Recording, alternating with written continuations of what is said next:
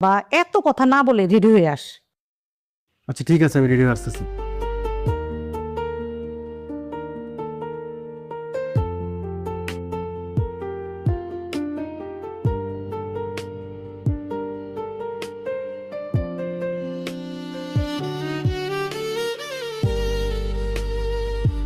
বাবাজি, তুমি তাহলে মাল্টিন্যাশনাল কোম্পানিতে জব করছো, তাই তো?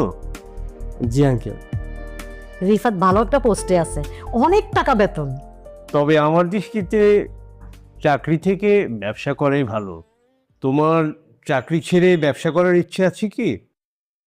আসলে আমার তো কোনো ছেলে নেই, আমার এত বড় ব্যবসা, আমার ইচ্ছে আমার মেয়ের জামাই দেখাশোনা করবে। আমার ছেলে অনেক স্মার্ট, এই যে চাকরি করতেছে, কয়েক বছরের মধ্যে না 2টা প্রমোশন হয়েছে। আর ব্যবসা বাণিজ্য শিখতে ওর বেশি দিন লাগবে না। মা, তোমার সাথে আমার কথা আছে, চলো। কি কথা বলবি এখানেই বল। মা, এই কথা এখানে বলা যাবে না, আমার পার্সোনাল কথা আছে তোমার সাথে। কি পার্সোনাল কথা যে এখানে বলা যাবে না? আগে চলো, তারপরে আমি বলতেছি। ভাই সাহেব, কিছু মনে করবেন না, আমি ছেলেটার একটু কথা শুনে আসি। না না ভাবি, মনে করার কি আছে, যান আপনারা কথা বলে আসুন। চলো।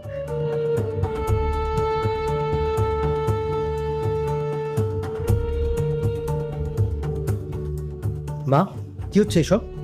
তুমি আমাকে বিয়ে করানোর জন্য মেয়ে দেখাতে নিয়ে আসছো এখানে? হ্যাঁ, তোমার মাথা ঠিক আছে?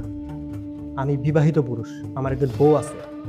তোর বউ তো 3 মাস ধরে বাপের বাড়িতে পড়ে আছে, কোনো প্রকার যোগাযোগ করতেছে না। হাত তোর বউ তো একটা বন্দা।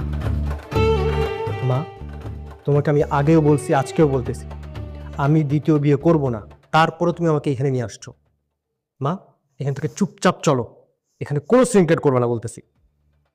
রূপাকে আমি পছন্দ করেছি, আর রূপার বাবাকে আমি কথা দিয়েছি রূপাকে আমাদের বাড়ি বউ বানিয়ে নিয়ে যাব। আচ্ছা, কথা দেওয়ার আগে তুমি আমার সাথে কথা বলছো? তোকে বললে তো তুই রাজি হতি না। তা তোমার কি মনে হয় আমি এখন রাজি হব? তুই যদি রূপাকে বিয়ে করতে রাজি না হস, তাহলে তুই আমার মরা মুখ দেখবি। মা, তুমি সব কি বলতেছো?